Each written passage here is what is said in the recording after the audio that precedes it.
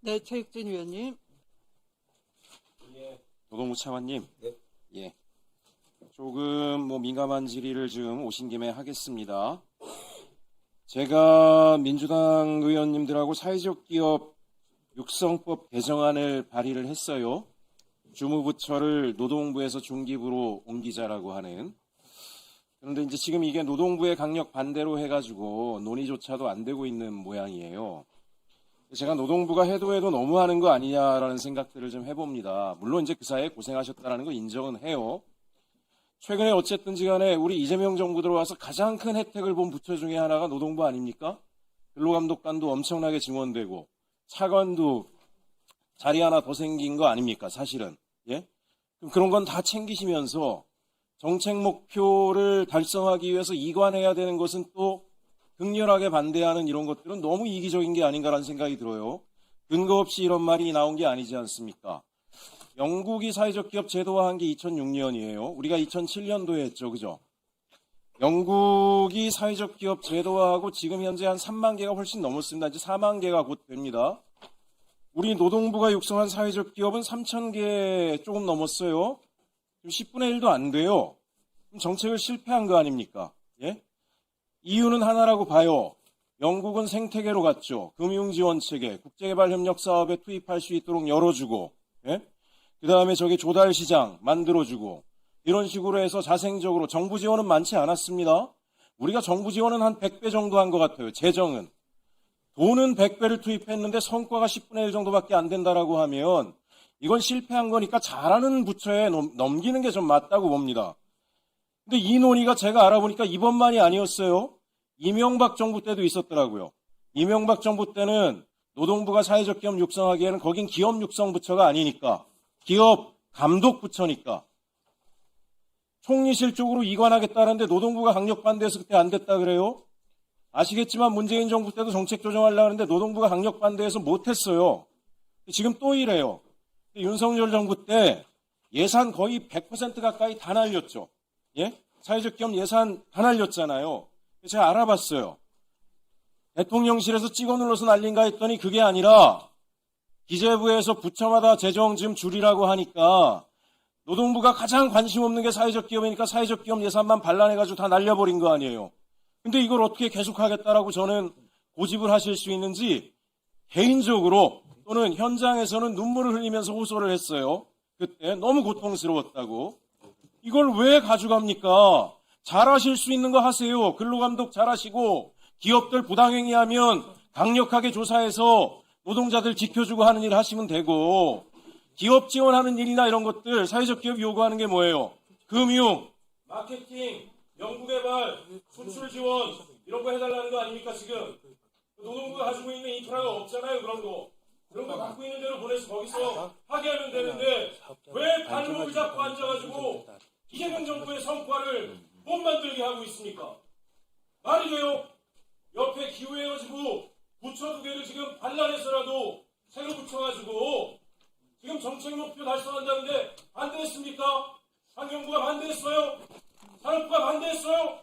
안 했죠? 안 했습니다. 이 정부의 성공을 위해 사퇴했죠? 네. 노동부는 왜 뻔뻔히 반대하고 이거 서민들을 위한 민생정책인데 제대로 하지 못하면서 이러고 있습니까? 장관님, 말 좀 해보세요. 말 좀. 예? 그렇게 나와 지키고 밖을 지키고 과 하나 지키는 게 중요합니까 지금? 바닥은 다 무너져가고 있어요. 망해가고 있다고요. 이 관련해서 노동부 입장이 뭔지 정리해서 따로 보고해 주시고 그 다음에 지난 정부에서 왜 자발적으로 예산을 다 날린 게 누구 탓인지 누구의 지시로 노동부 내부에서 자발적으로 했대요. 그 진짜 가장 어려운 사람들 예산을 노동부가 직접 다 발라낸 거예요. 그때 국장은 누구고 실장은 누구고 과장은 누구고 담당 주무성위원회 누구였는지 다 정리해서 보내주세요. 이상입니다. 네, 알겠습니다.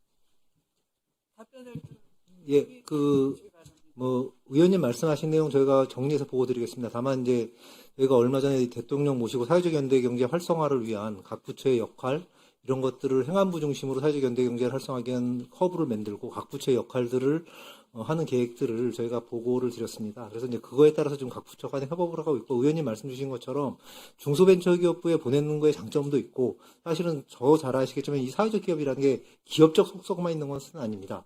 그래서 거기에는 사실은 연대를 위한 여러 가지 지역의 일자리 문제, 고용 문제, 취약계층에 대한 문제, 이런 것들이 다 복합적으로 되어 있기 때문에 의원님 말씀 주신 것처럼 그 부분에서 어떤 입장인지에 대해서 좀 더 소상하게 저희가 정리해서 의원님께 다시 한번 보고를 드리겠습니다. 장관님 대립에 하나만 더 말씀드릴게요. 노동부는 일자리 정책 연계하면 됩니다. 사회적 기업뿐만이 아니라 각 부처에 있는 모든 사회적 경제 조직에 취약계층 일자리 정책 연계하시면 되죠. 그게 원래 노동부의 역할에 맞는 거예요. 그 역할을 키워가시면 된다고 봅니다. 또 하나, 요번에 똑같은 일이 벌어졌다고 제가 확인했는데, 행안부가 사회연대경제기본법 통과시킬 때 노동부가 사회적 기업 육성정책 건드리면 동의 안 하겠다라는 그런 태도를 보였다라고 하는데, 이게 말이 됩니까 지금? 그런 거 하지 마세요. 예, 의원님 그게 예. 다른 거 발목 잡으면서 밥그릇 지키려고 하지 마세요. 이 정부가 제일 큰 혜택이 같잖아요. 왜 근로감독권 왜 늘렸습니까? 산재 예방 잘하시고 노동자 더 이상 죽지 않게 하는 거에 노동부가 전심전력하라는 거 아닙니까? 그래서 차관장이 더 준 거 아니에요. 그거에 집중하시고요. 이쪽은 이쪽이 잘 되게 해주는 거. 그게 정부 부처가 국민을 위해서 하는 일 아닙니까? 그렇게 좀 차관님은 제가 믿는 분이고 그리고 잘 하시는 분이니까 잘 좀 정리해서 대응해 주시기 바랍니다. 네, 별도로 한번 보고 드리겠습니다. 상세하게. 알겠습니다. 네.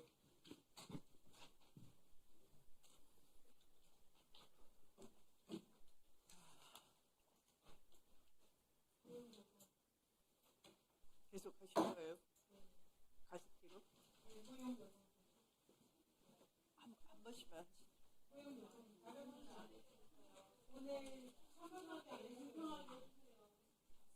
아니, 지금 위원님들이 다, 일정들이 다 있으셔서 또 확인을 한 결과 끝까지 진행해내기가 어려워요. 좀 양해해 주시기 바라고요.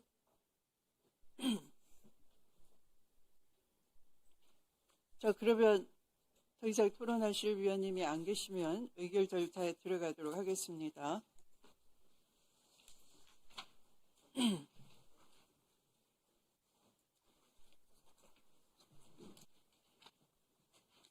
의사일정 제48항의 법률안은 원안대로 의결하고자 하는데 이의가 없으십니까?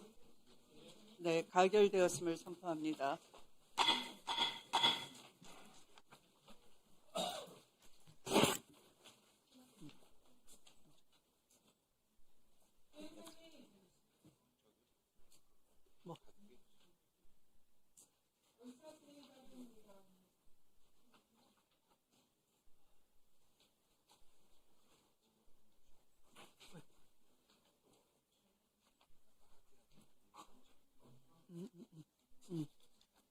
그러면 잠깐만요. 잠깐.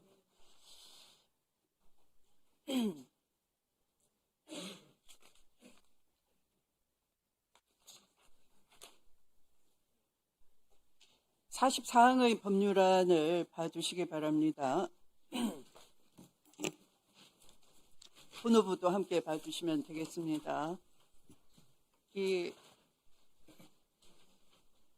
기노위 기후노동위원회 소위에서 그 안제 10조에 기획단을 두기로 하고, 그러니까 공무직에 대한 지위와 뭐 여러 그 지원을 위해서 기획단을 설치하고 기획단 단장을 고위 공무원단에 속하는 공무원으로 하고, 그 구성과 운영에 대해서 필요한 사항을 대통령령으로 정하기로 하는 그런 안을 내셨어요. 그러나 이제 행안부에서는 이걸 반대를 하면서 기획단이라는 것 대신에 그냥 지원 조직을 둘 수 있는 정도로 하겠다, 이렇게 반대를 하신 거고, 근데 이 방금 합의안을 보내주셨어요. 합의안은 제10조에 소위 통과된 안 대안을 다음과 같이 합의를 했어요. 위원회 운영에 관한 사무를 처리하기 위하여 위원회에 기획단을 둘 수 있다, 이렇게 합의하신 거 맞습니까? 네, 맞습니다, 위원님. 네. 그러면 이것을 우리 그 수정안으로 해도 되겠습니까? 네, 위원님. 네. 위원님들도 그렇게 양해를 해 주시죠? 네, 감사합니다. 그러면 네. 다음으로 의사일정 제37항부터 제43항까지, 제45항부터 제47항까지, 제49항, 제50항 및 제52항 이상 13건의 법률안은 전문위원이 수정한 부분은 수정한 대로, 그 외 부분은 원한 대로 의결하고자 하는데 이의가 없으십니까?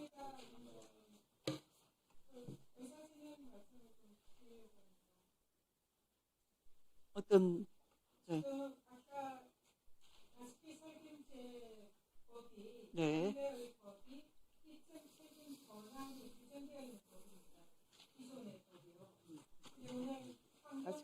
옆에 있으니까.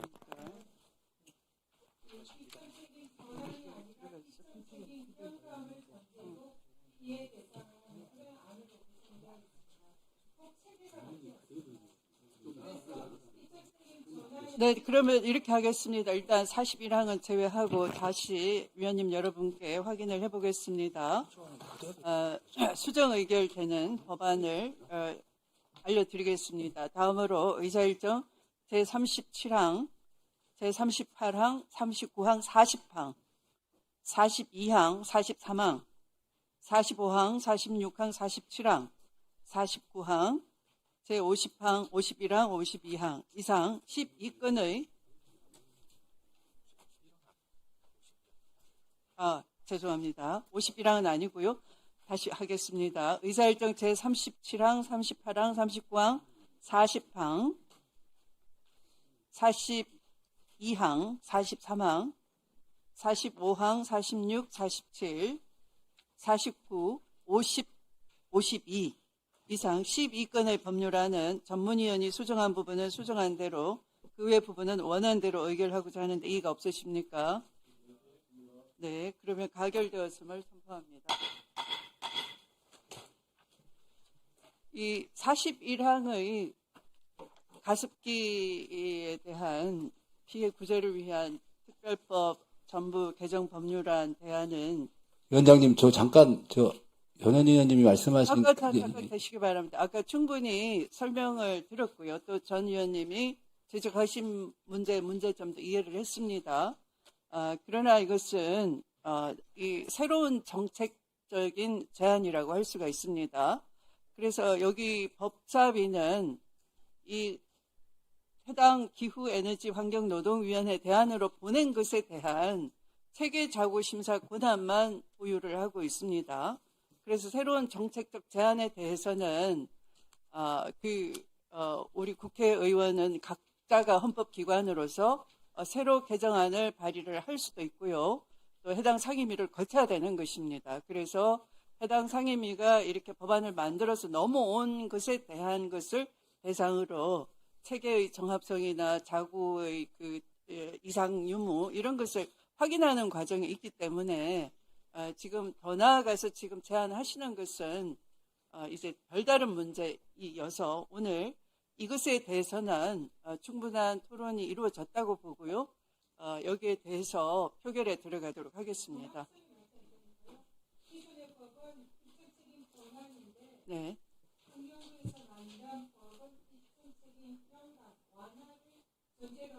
좀 설명을 드리겠습니다. 이 좀 네. 사실관계가 달라서요. 네, 설명해 주시기 바랍니다. 네, 그게 아니고 지금 말씀하시는 부분이 저희 지금 특별법 전부 개정안에 보면 제6조의 인과관계 추정이 있는데 이건 기존의 법에 있는 문구를 그대로 갖고 왔습니다. 여기 어떻게 되어 있냐면 제6조의 인과관계 추정글에서 다음 각호의 사실이 모두 증명된 경우에는 독성 화학물질이 함유된 가축기사 살균제로 인하여 건강피해가 발생한 것을 추정한다. 다만 사업자가 증명한 경우엔 그러지 아니하다 그래가지고 이게 인과관계 추정을 하는 겁니다.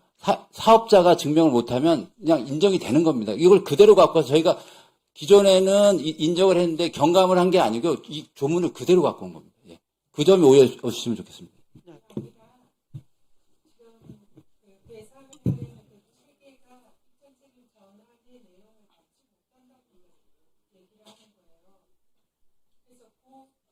피해자들은 일단 배상을 해주고 정부에서 책임이 없다, 인간관계가 없다라는 입장을 내는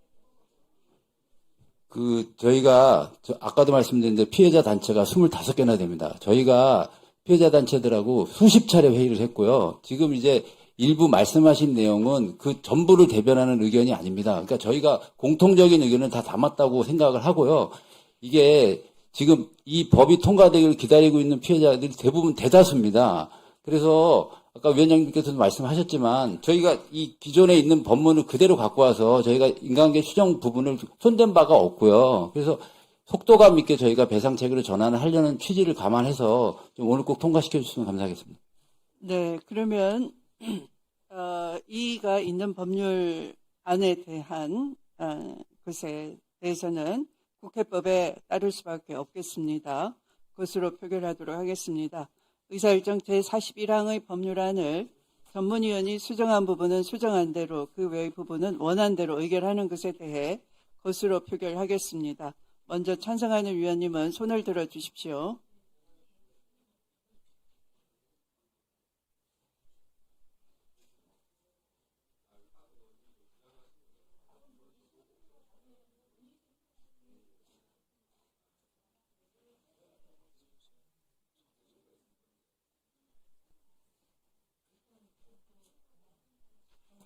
다시 말씀드리겠습니다. 제41항의 법률안을 전문위원이 수정한 부분은 수정한 대로 그 외 부분은 원한 대로 의결하는 것에 대해 것으로 표결하겠습니다. 먼저 찬성하는 위원님은 손을 들어 주시기 바랍니다.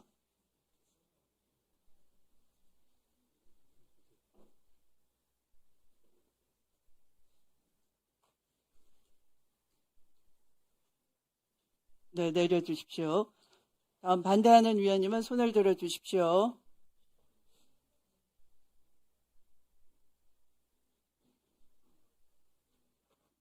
자, 내려주십시오.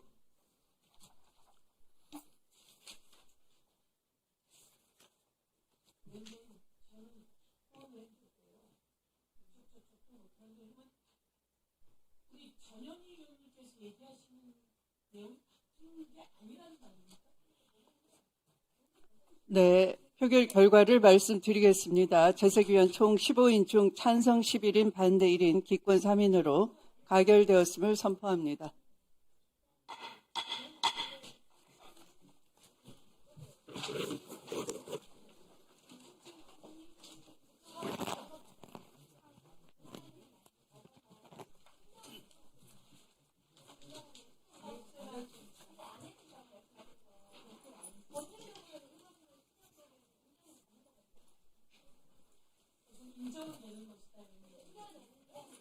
다음으로 의사일정 제44항의 법률안은 대체 토론에서 논의된 사항을 반영하여 아까 공무주기죠. 전문위원이 수정한 부분은 수정한 대로 그 외 부분은 원한 대로 의결하고자 하는데 이의가 없으십니까? 네, 가결되었음을 선포합니다.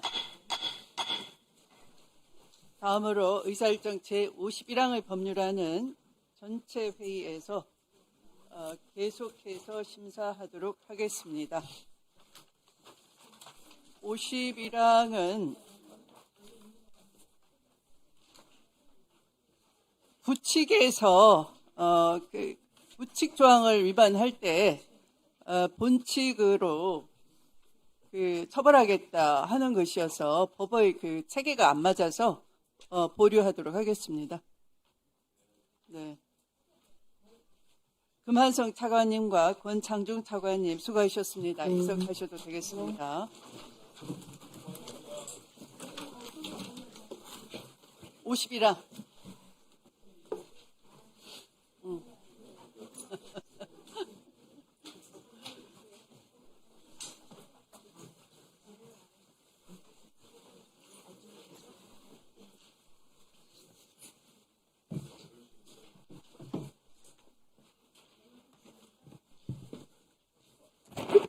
네, 저녁 드립니다.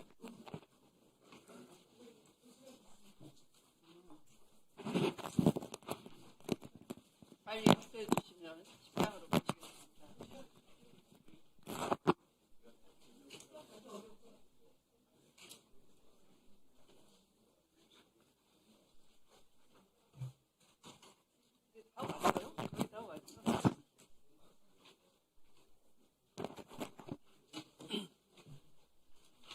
다음으로 산업통상자원 중소벤처기업회수관 의사일정 제53항 기술보전기금법 일부 개정 법률안을 상정합니다. 이 법안은 앞서 전체 회의에 상정되었다가 계류된 법안입니다. 전문위원회의 검토보고는 생략하겠습니다. 바로 대체 토론에 들어가도록 하겠습니다. 계류 사유는 앞서 의결한 제52항 기후위기 대응을 위한 탄소 중립 녹색성장 기본법 일부 개정 법률안이 선행 의결돼야 한다는 것을 전제로 했기 때문입니다. 법률안 심사를 위해 한성숙 중소벤처기업부 장관께서 출석해 주셨습니다. 그러면 이 안건에 대해 대체 토론하실 위원님 계십니까? 박은정 의원님. 그 당시에 이제 이 기후위기 대응 기본법 통과를 전제로 좀 이렇게 하자고 네. 말씀을 드려가지고 같이 올라왔는데 당시에 이제 신용보증기금법도 같이 말씀을 드렸거든요. 근데 신용보증기금법은 정무위에서 아직 의결이 안 된 건데 이거는 괜찮나요? 그러면 이 신용보증기금이 이 안에 같이 들어가 있어서 이 법이 그냥 그대로 통과돼도 무방하다고 판단하셔가지고 올리신 것 같아요. 제가 네, 보기에는. 네, 저희는 그렇게 판단했습니다. 아, 그런가요? 네. 그러면은 그러면 이 부분에 대해서는 이의는 없습니다. 네.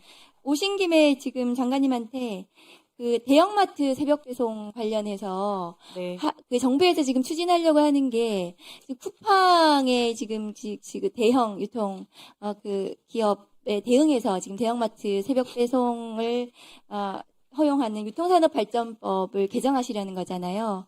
그러면 이게 쿠팡 같은 이 공용 유통업체에 대응이 좀 되는지 하고, 그럼 그러니까 어쨌든 좀 나아가서 이게 물류센터 구축 비용이나 인건비라든가 물류비 이런 것들이 대형마트가 지금 이제 확보가 돼야지 이게 되는 건데, 국민들의 이게 지금 불편, 늘 좀 해소를 할 수 있는 건지, 나아가서 지금 이제 대형마트를 우리가 이 온라인 영업시간을 규제한 이유가 전통시장이나 골목상권 보호를 위해서였는데 이거 지금 풀겠다는 거라서 이 정부에서 이게 효과적으로 풀려면은 의무 휴업일 규제도 좀 풀어야 되는 이런 문제가 있는 것 같거든요. 그래서 좀 저는 이 대형마트 새벽 배송에 대해서 전반적으로 필요하다고 보기는 하는데 어떤 식으로 이게 입법이 될 건지 좀 고민을 하는 부분이 있는지 좀 설명해 주실 수 있을까요? 이 법은 사실은 산업부 소관 네네. 법입니다. 그래서 제가 말씀드릴 수 있는 부분은 좀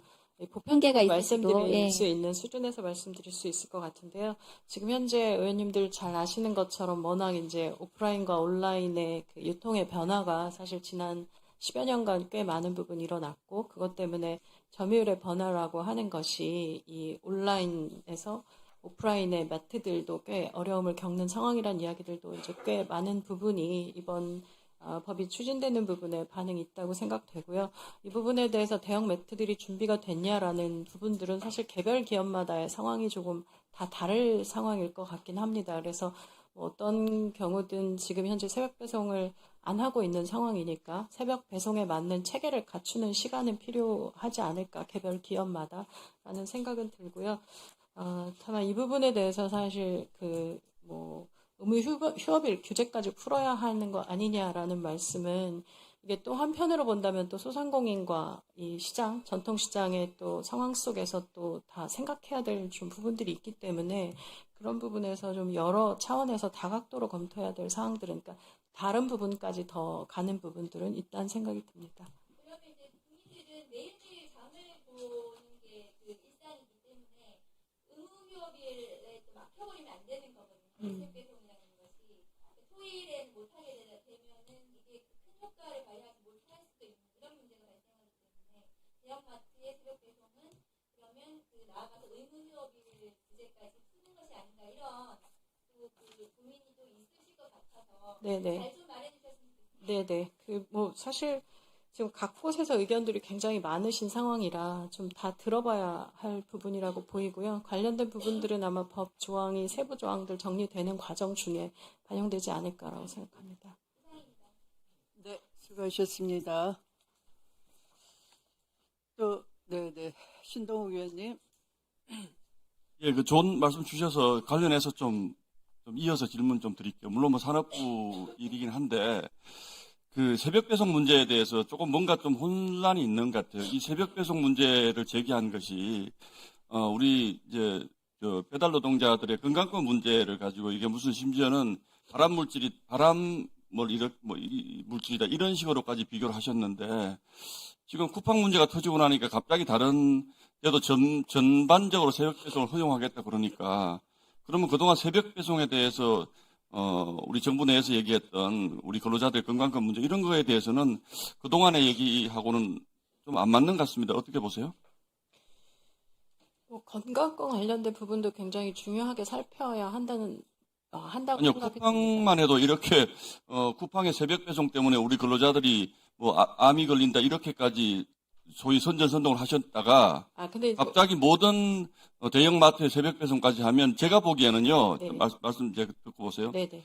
엄청난 새벽 배송 경쟁이 펼쳐질 겁니다. 아마 이게 안 할 수가 없어요. 지금 구조가 이제 플랫폼 기업에 계셨으니까 제가 드리는 말씀이에요. 이제 엄청난 새벽 배송 경쟁이 펼쳐질 텐데, 그러면 그동안 새벽 배송 때문에 우리 근로자들이 그렇게 힘들고 뭐 암 걸리고 그 기업을 굉장히 뭐라 그러죠? 부정적으로 이렇게 우리가 얘기를 해왔는데 갑자기 왜 새벽 배송을 다 허용을 하려고 합니까? 네, 의원님, 저는 그 부분은 이제 쿠팡에 관련된 부분들을 하고 새벽 배송을 사실 다른 업체들도 하고 있습니다. 그럼에도 불구하고 그 노동자의 사망과 관련된 데이터는 굉장히 확연하게 다르게 보이고 있기 때문에 쿠팡이 갖고 있는 부분에 대한 문제 지적이 아니요, 있을 근데 거라고 그랬다면 생각합니다. 네. 쿠팡은 쿠팡의 문제대로 정부에서 왜 이런 확연히 다른 데이터가 나오는지를 정부가 잘 따져서 쿠팡의 문제를 해결했었어야 되는데 새벽 배송이라는 것 자체, 그러니까 우리 근로자들이 굉장히 새벽 배송을 해서 생계에 도움이 된다는 분들도 굉장히 많았고, 이게 플랫폼 기업이 이제 굉장히 커지면서 이런 것들에 대한 선택권이 넓어졌단 말이에요. 우리 소비자들 입장에서는 장점이 많았는데, 쿠팡에 대해서는 그렇게 그 새벽 배송의 문제로, 쿠팡을 상징하는 게 새벽 배송 아닙니까, 사실은, 그죠? 쿠팡의 문제에 대해서는 새벽 배송 때문에 이 기업을 굉장히 부도덕한 기업인 것처럼 이 정부가 매도해 왔단 말이에요. 근데 그거를 갖다가 다른 데서 하는 거는 그럼 아름다운 새벽 배송이고 쿠팡의 새벽 배송은 근로자 죽이는 새벽 배송입니까? 저는 그거는 새벽 배송 자체에 대한 이야기라기보다는 새벽 배송을 하는 과정 중에서 많은 노동자가 아니요, 그동안에 네, 논란이 네, 됐던 벌어지- 것들을 네. 많이 보셨을 거 아니에요. 새벽 배송 자체가 굉장히 근로자들의 건강권을 침해한다 그래서 새벽 배송 자체를 굉장히 문제시해 왔단 말이에요. 그거는 그렇지가 않죠. 그거에 대해서 저는 뭐 건강권 관련된 부분들도 사실 지금 노동계에서도 굉장히 많은 이야기들이 나오고 있기 때문에 여러 부분 같이 살펴야 되는 부분이라고 생각은 합니다. 여기에 대한 세부 사항들이 나갈 때 이 법 보시는 쪽에서도 여러 의견들을 반영해서 담을 거라고 생각합니다.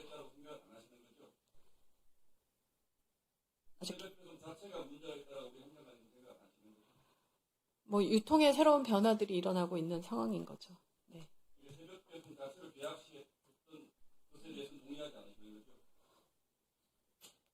저는 그 자체를 죄악시하셨다고 생각하지는 않습니다. 네. 네, 서영교 의원님.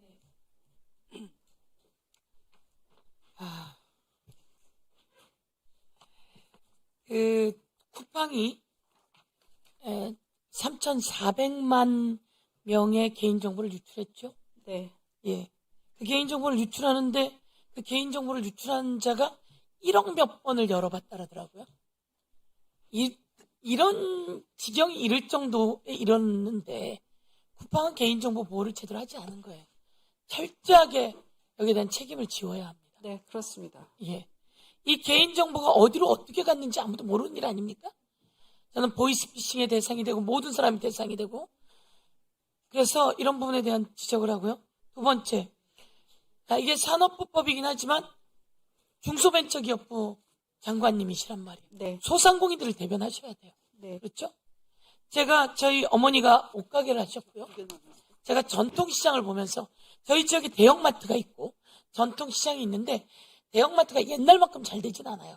뭐 규제도 있지만 뭐 쿠팡처럼 그런 플랫폼 사업이 들어오면서 또 있고요.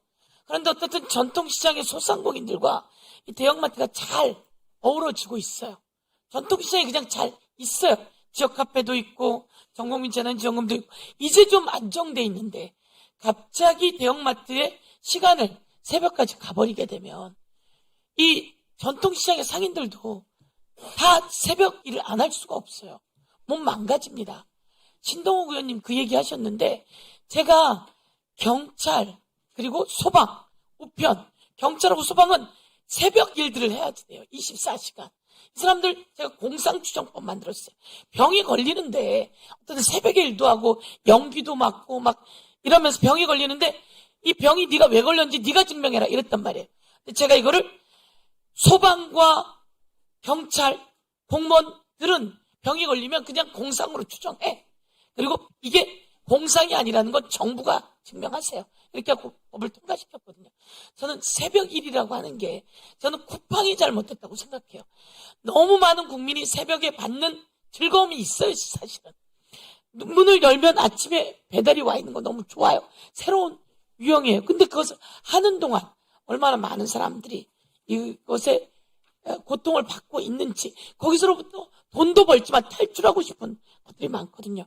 그런데 이 쿠팡의 문제에서 대형마트의 시간 규제를 풀게 되면 전통시장은 저는 그래서 지금껏 잘 진행되어 왔는데 오히려 독점하는 플랫폼이 독점하지 않게 하는 게 필요하다 이렇게 생각합니다. 그래서 저희도 이 내용이 이제 어쨌든 뭐 당정협의도 통해서 했는데 우선 의견을 내야 되잖아요. 그래서 오늘 법사위에서 저는 꼭 이야기를 하고 싶었고 제가 소상공인 정책포럼 대표이기도 하고 소상공인분들한테 얘기를 많이 들어요. 그래서 꼭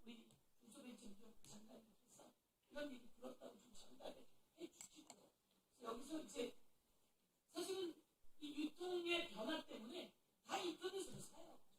다 오프도 하고 그리고 대형 플랫폼 다 깔아놓고 하지만 여기서 그래도 살아남는 소상공인들에게 이게 또 하나의 철퇴가 되는 거예요. 우리 대형 플랫폼 쿠팡 같은 것들에 대한 그 배송에 혼자 다 잡아먹는 거 이걸 규제할 수 있는 방법이 더 좋은 상생의 뭔가 이렇게 생각합니다. 전달해 드리고 싶었어요. 네네. 목소리를 전해드리고 네, 의원님 말씀 잘 듣고요. 저희도 사실 좀 적극적으로 상생 방안들을 좀 마련을 하고 있습니다. 그리고 지금 저희가 가지고 있는 여러 가지 이제 시장과 소상공인 관련된 그런 정책들을 지금보다는 조금 더 적극적으로 더 펼치고 그리고 시장이라고 하는 곳을 좀 문화가 있고 관광이 가능한 곳으로까지 좀 발전시켜야 하는 단계로 좀 넘어가야 한다고 생각합니다. 그래서 그 부분에 대한 정책들도 추가적으로 좀 더 잘 만져서 좀 시장 상인들의 걱정들 이런 부분을 더는데 중기부가 그 역할을 정말 최선을 다하겠습니다. 중요한 말씀, 한 말씀만 더 드리겠습니다. 죄송합니다. 제가 며칠 전에 망원시장을 다녀왔거든요. 사실 얘기는 많이 들었지만 실제로 가서 느낀 건데 외국인이 너무 많은 거예요. 아이들까지 데리고 와서 이곳저곳을 다니면서 행복해하는 거죠. 저는 이 전통시장의 그 모습이 또 하나의 관광 자원이라고 생각해요. 그 망원시장 같은 경우는 30% 40%가 외국인이에요. 왔을 때 종묘도 보고 고궁도 보고 또 전통시장에 와서 물건을 사요. 이 과정에서 강정 보면서 좋아. 떡볶이 보면서 좋아. 아주 혼자 다니는 사람, 가족 다니는 사람을 보면서 야 이게 대한민국의 어마어마한 관광 자원이구나. 그 사람들은 돈도 벌고 그래서 이 자체를 그냥 어쨌든 뭐 배송 뭐 이런 차를 다 넘어서 새로운 문화 레트로 감성. 저희도 외국에 가면 외국의 그 전통시장을 가리거든요. 그런 것으로 관광 자원하는 상황 살려내야 되는, 지원해야 되는 이분의 중소의 지금 기업 작가님께서 저희도 당정 과정 속에서 목소리 좀 내도록 하겠습니다. 네, 의원님 말씀 잘 듣겠습니다. 네. 마치시죠? 아직도 3개 부처가 더 기다리고 있습니다. 네. 네. 네, 장관님. 다른 게 아니라 쿠팡이 왜 이렇게 성장했습니까? 저는 여기에는 우리가 어떤 세상의 어떤 변화나 이런 걸 전혀 모르고 쿠팡은 지금 외국 자본을 4조를 유치를 받아가지고 쏟아부었어요. 그렇죠? 그리고 우리 정부가 대형마트, 소상공인을 위해서 대형마트를 막 규제를 했지 않습니까? 네? 그런데 사실 쿠팡은 뭐냐면 그 대형마트는 아니지만 사실상 그 물류 그리고 배송 시스템으로 해서 대형마트 이상의 경쟁력을 가진 겁니다. 그리고 온라인 플랫폼하고 그렇죠? 여기에 대해서 저는 뭔가 한쪽을 보호하는 그건 좋지만 이렇게 어떤 흐름이나 자본의 흐름이나 기술의 흐름이나 이런 걸 놓치고 그쪽만 하다가 쿠팡이 엄청나게 커진 거예요. 저는 여기에 대해서 이걸 인지하지 못한 정부나 이런 쪽도 저는 책임이 있다고 생각을 해요. 어떻게 생각하세요? 네, 뭐 쿠팡이 준 소비자 편익이라는 측면에 대해서는 모두 다 편리하다고 생각할 텐데요. 뭐 최근 들어서 플랫폼 업계에 대한 많은 생각들이 나오고 있는 이유 중에 하나는 저는 정부의 제재도 있지만 사실 1등 기업들이 가져야 될 플랫폼 기업으로서의 책임감인 측면이 더 중요한 부분도 있다고 봅니다. 그래서 아까 뭐 세법배송 관련된 말씀도 주셨지만 이걸 어떻게 잘 만들어서 소비자 편익과 그리고 책임감 있는 모습을 보일 거냐, 이 구조 속에 기업도 책임감 있는 균형을 좀 가져야 한다는 생각은 합니다. 글쎄요. 그런데 기업한테 그 책임감 있는 균형을 기대하기는 어렵고, 예? 대형마트에 대해서는 얼만큼 규제를 했습니까? 그러다 보니까 이제 와서 그러면은 쿠팡하고 경쟁을 구도를 만들어야 되겠다 해가지고 새벽 배송을 시키는 거 아닙니까? 그리고 또 이제 이러다 보니까 쿠팡이 이렇게 커지다 보니까 또 일각에서는 이렇게 우리 정부가 쿠팡을 어떤 규제를 하고 이러는 것이 그 공간을 만들어서 알리와 테무 같은 그 중국계 플랫폼을 들여오기 위한 공간을 만들기 위한 게 아니냐. 저는 그런 그렇게 얘기도 생각하진 있고. 않습니다. 예. 네. 그래서 저는 이런 부분에 있어서 어떤 기술의 변화, 그죠? 기술과 어떤 소비 행태의 변화 이런 부분에서 좀 놓치신 게 아닌가라는 생각이 들어요. 그래서 좀 그건 굉장히 안타까운 생각이죠. 그래서 원래 기업에서 일을 하다 오셨으니까 저는 그런 부분에서 상당히 항상 긴장하고 어떤 워닝을 좀 빨리 감지하고 좀 그래야 되는 게 아닌가 하는 생각이 듭니다. 물론 어려운 일이긴 해요. 네. 네. 말씀 주신 것처럼 기술의 변화랑 소비자의 편익과 그리고 사실 정부기 때문에 가져야 할 그 책임 있는 균형 이런 부분들에 대해서 더 좀 세심하게 살펴보고 또 소상공인들 말씀도 잘 듣고 법에 반영되도록 최선을 다하겠습니다. 네, 수고하셨습니다. 그러면 더 이상 토론하실 위원님이 안 계시면 의결 절차에 들어가겠습니다. 53항의 법률안은 원안대로 의결하고자 하는데 이의가 없으십니까? 네, 가결되었음을 선포합니다. 한성숙 장관님 수고하셨습니다. 이석하셔도 되겠습니다.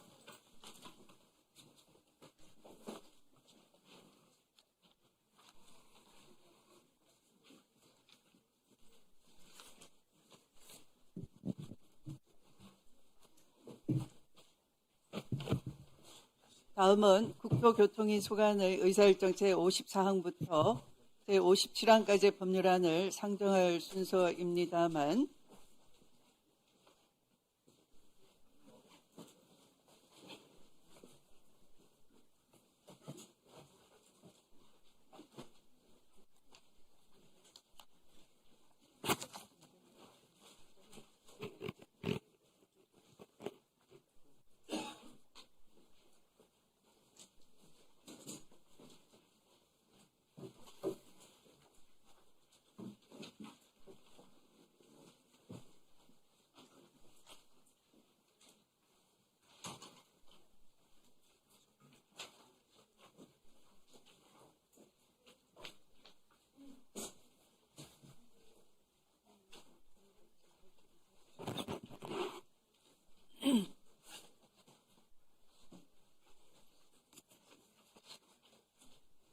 의사일정 제54항부터 의사일정 제57항까지의 법률안을 상정할 순서입니다.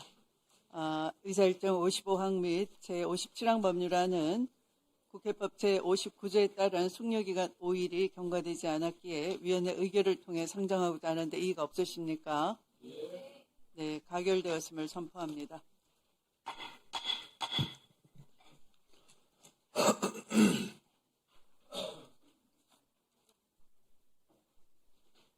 다음으로 국토교통위원회 소관 의사일정 제54항부터 제57항까지의 법률안과 12, 29 여객기 참사 진상규명 및 피해자 진상규명과 피해자 및 유가족의 피해 구제를 위한 특별위원회 소관 의사일정 제58항의 법률안 등 5건의 법률안을 일괄 상정합니다. 심정희 수석 전문위원께서 검토 보고해 주시기 바랍니다. 네, 수석 전문위원입니다. 의사일정 54항부터 제58항까지 국토위 소관 4건의 법률안과 12.29 여객기 참사 특위 1건의 법률안에 대해서 보고드리겠습니다. 의사일정 제54항 민홍철 의원이 대표 발의한 국제물류진흥지역 지정 및 운영에 관한 특별법안은 무역항, 공항, 철도 중 2 이상의 국제물류시설이 효과적으로 연계 가능한 지역에 물류, 제조, R&D 등 융복합을 촉진하는 국제물류 거점을 조성하기 위해서 특별법을 제정하려는 것입니다. 검토한 결과 주민 의견 청취 관련 조문들이 중복적으로 규정되어서 이를 정비하는 등 간단한 자구 수정이 있었습니다. 의사일정 제55항 천준호 의원이 대표 발의한 부동산 거래 신고 등에 관한 법률 일부 개정 법률안은 동일 시도 내에서 지가가 상승하거나 그러한 우려가 있는 지역의 경우 예외적으로 국토부 장관이 토지거래 허가구역으로 지정할 수 있도록 하고 거래 허가구역 지정 전 비밀 유지 의무를 신설하는 내용입니다. 현행 규정과의 관계에서 국토부 장관이 토지거래 허가구역 지정 사유가 장관의 토지거래 허가구역 지정 사유가 불명확한 점이 있어 그 사유를 각목으로 나눠서 명확히 규정하고 대통령령으로 이임할 사항의 범위를 명확히 하였습니다.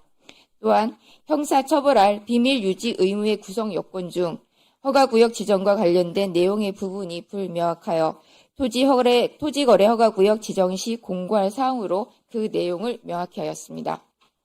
의사일정 제56항 궤도운송법 일부 개정안 대안은 궤도사업 허가 유효기간을 20년 이내로 제한하면서 그 기간이 끝나면 재허가를 받도록 하는 내용 등입니다.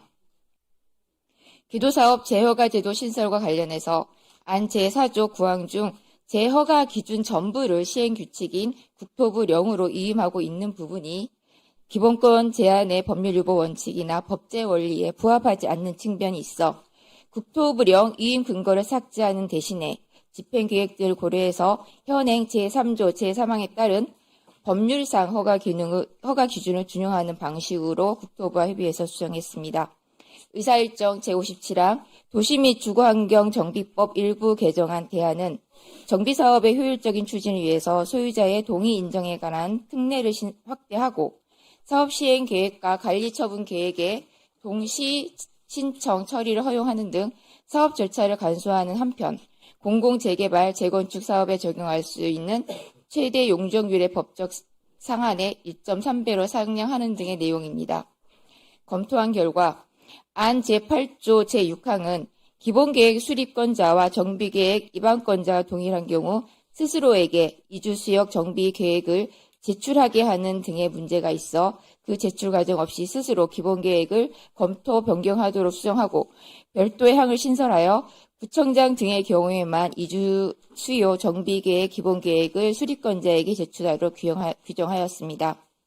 안 제45조에 이는 전자적 방법을 활용한 의결권 행사 결과의 부당한 위조, 조작, 유출과 이를 요구하는 행위를 금지하는 내용이나 형법상 사전자 기록, 이작, 변작죄 및 그 행사죄의 법문 표현, 요구 행위는 교사범으로 처벌 가능한 점, 업무 방해죄 및 사전자 기록, 이작, 변작죄보다 가중 차별하는 입법 취지를 고려해서 요구 행위가 아니라 이작, 변작죄 의결권 행사 기록을 사용하는 행위를 처벌하는 것으로 구성 요건을 수정하였습니다.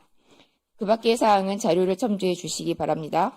마지막 의사일정 제58항 12.29 여객기 참사 피해 구제 및 지원 등을 위한 특별법 일부 개정안 대안은 공무원인 피해자가 질병휴직 제도를 사용하는 경우 인사상 불이익한 처우를 금지하고 휴직 기간을 직무에 종사한 기간으로 간주하는 특례를 신설한 내용입니다. 특별한 문제점이 없는 것으로 보았습니다. 이상 보고를 마치겠습니다. 네, 수고하셨습니다. 법률안 심사를 위해 김윤덕 국토교통부 장관께서 출석하셨습니다. 네, 이 안건들에 대해 대치 토론하실 위원님 계십니까? 네, 주진 의원님 토론해 주십시오. 네, 국토부 장관님. 네. 얼마 전에 문재인 전 대통령이 부동산 정책은 좀 실패한 것 같다. 문재인 대통령 시절의 부동산 정책에 대해서 스스로 실패를 인정했습니다. 그 원인이 뭐라고 보십니까? 주무장관으로 보셨을 때 지난 정부에서 그 전직 대통령이 실패했다라고 할 정도면은 원인 분석을 해봤을 것 같은데 어떻습니까? 저희들 특별히 문재인 당시에 부동산 정책을 평가한 적은 없습니다. 다만 좀 여러 가지 그 요인은 저희들이 이번 공급 대책도 내지는 규제 지역 준비하면서 좀 그 생각을 해보고 정리를 좀 하긴 했는데. 아니 이게 필요한 것이 문재인 정부 때 그 24번, 6번 정도 정책을 발표했는데 매번 부동산 값이 올랐잖아요. 그러니까 사실 그 당시에 뭐가 잘못됐는지 짚어보는 건 당연히 필요한 것이고요. 제가 왜 이 지적을 드리냐면 지금 이재명 정부에서 하는 부동산 정책의 흐름이 그 당시랑 거의 똑같아요. 놀라울 정도로 똑같습니다. 취임 직후에 문재인 전 대통령 시절에 문정부 시절에 그때도 대출 규제를 먼저 시작했습니다. 대출 규제 시작했고 이재명 정부에서도 대출 규제를 시작했어요. 근데 집값이 대출을 너무 규제하다 보니까 실수요자까지 막히면서 매매가 끊기고 오히려 부동산 값이 더 올랐습니다. 그러니까 임대주택 공급이라는 카드를 또 꺼내들었어요. 근데 그게 또 안 먹혔습니다. 그러니까 문재인 정부도 투기과열지구로 지정을 했고 지금 이번 정부에서도 투기과열지구 지정하고 토지거래 허가구역을 전부 다 서울 전역과 경기도 12곳을 묶은 거 아니겠습니까? 그리고 나서 그래도 부동산 값이 안 잡히니까 문재인 정부에서도 다주택자 양도세 중과 카드를 꺼내 들었어요. 지금까지 다 똑같습니다, 흐름이. 그때 실패했으면은 그때로부터 교훈을 얻고 다른 정책을 펼쳐야지 왜 이 흐름이 똑같습니까? 저는 그 의원님 말씀처럼 현상적으로는 좀 그렇게 볼 수도 있는 부분이 있겠지만 제 내용적으로는 굉장히 많이 다른 점이 있다고 생각합니다. 그러니까 잠깐만요. 그러면 이게 부동산 공급 대책도 마찬가지예요. 지금 이게 수요 억제책만으로는 안 된다는 게 저는 문재인 정부 부동산 정책의 교훈이라고 생각합니다. 수요 억제책을 했더니 거래가 끊기면서 매매가가 더 올라버렸어요. 호가도 더 오르고. 근데 실제로 1월 29일 부동산 공급 대책도 보면 장관님께서도 얼마 전에 인정하셨다시피 문재인 정부 때 얘기했던 거랑 거의 비슷한 지역들이 많이 들어가 있단 말이죠. 그러니까 실제로는 민간의 재건축 그 규제 같은 걸 완화해야 된다고 보는데 그래야지 민간 공급이 될 거 아닙니까? 거기에 대한 의견은 어떠세요?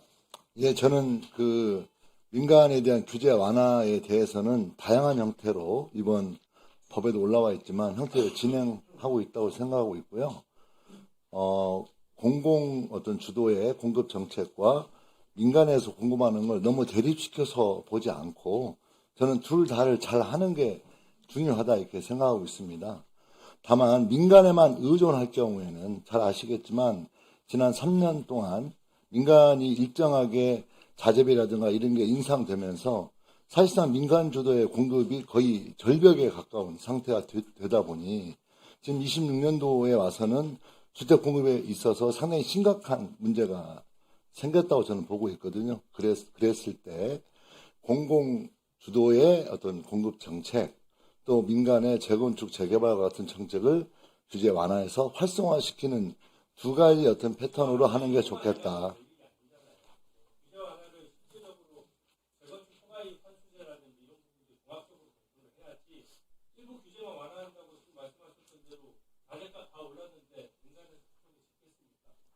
또 수요 억제시키면은 또 집값 계속 오르는 거예요. 이때까지 계속 지금 받겠다고 하고 나서 계속 오르고만 있지 않습니까? 그 점을 좀 유의해 주시기 바랍니다. 예. 네, 장관님 오늘 코스피 지수 얼마인지 아십니까? 5,300이 넘었습니다. 코스피 5,000 절대 못 넘을 거라고 했었는데 넘었습니다. 자신감 가지고 부동산 정책 추진해 주시기 바랍니다. 네. 토론하실 위원이 계십니까? 네, 박근태 위원님. 네. 우리 12.29 네. 제주항공 참사 관련해서 오늘 법률 개정안이 네. 상정이 됐습니다. 제주항공 참사 사고 원인 조사가 너무 늦어지고 있지 않습니까? 예. 유족들이 현장에서 너무 분노를 예. 많이 하십니다. 예. 그럼에도 불구하고 그분들이 계속 절제를 하는 이유는 이재명 정부에 대한 신뢰가 있기 때문에 그런 것 같습니다. 네. 그리고 대통령께서도 빨리 진상조사를 하도록 이렇게 말씀을 하셨던 것 같은데 지금 정부 차원에서 좀 어떤 노력들이 이루어지고 있는지 궁금합니다. 지금 철도항공 사고조사위원회가 지금 사고조사를 진행을 했습니다. 근데, 이 사고조사위원회의 어떤 전문성도 좀 부족하고 또 지금까지 진행되는 과정에서 정보 공개 등과 여러 가지 문제점으로 인해서 상당히 불신을 받아온 게 현실이었습니다. 또 저희 국토부의 어떤 직접적인 연관은 없지만 어쨌든 국토부의 산하 기관으로 되어 있기 때문에 저는 국토부 또한 이 사고조사의 대상이라고 생각합니다. 수사 대상이기도 하고요. 이런 점을 고려해 볼 때 사고조사위원회를 총리실로 이관하고 사고조사를 좀 전문성이 있는 조사위원으로 재구성해서 새롭게 진행하는 것이 바람직하겠다. 그리고 기존의 사고조사 진행된 여러 가지 내용에 대해서 그걸 이제 다 이양 받아서 진행함으로써 전문성과 객관성을 확보하도록 한 상태에서 진행하는 것으로 현재 법안이 통과돼서 이제 그렇게 될 것으로 예상하고 있습니다. 그리고 국토부는 수사 대상이자 조사 대상으로서 충실히 그걸 이제 받도록 해야 된다고 생각하고 있고요. 또 수사 문제에 있어서 지난 경찰청에서 미진하다고 하는 지적이 또 이번 국정조사에서 수용되어서 이번에 어젠가 오늘인가 또 유가족들이 수사본부를 방문해서 또 요청도 하고 했는데요. 새롭게 꾸려진 이 수사본부에서 제대로 수사조사를 진행하는 것으로 진행이 되면 이 두 개의 축이 이제 본격적으로 가동이 된다면 유가족들의 어떤 의사도 수용이 되고 또 119 참사에 대한 제대로 된 사고 원인에 대해서 조사와 수사가 될 것으로 저희는 생각하고 있습니다. 예. 조사위원회든 수사부서든 국토부 직속 기관은 아닙니다만은 그래도 네. 사실상 우리 장관님이 주무장관님이나 다름없는 상황이지 네. 않습니까? 네. 정말 좀 속도를 내도록 좀 열심히 좀 역할 좀 해주시면 감사하겠습니다. 예, 알겠습니다. 저희들이 할 수 있는 게 있다면 최선을 다해서 할 수 있도록 그렇게 하겠습니다. 예, 감사합니다. 네, 다음 나경원 위원님 토론해 주십시오. 장관님, 그저께 제가 대정부 질문할 때 장관님 답변 보고 좀 실망했습니다. 너무 자세한 내용 모르시는 거 아닌가 이런 생각이 드는데요. 사실 지금 이 정부의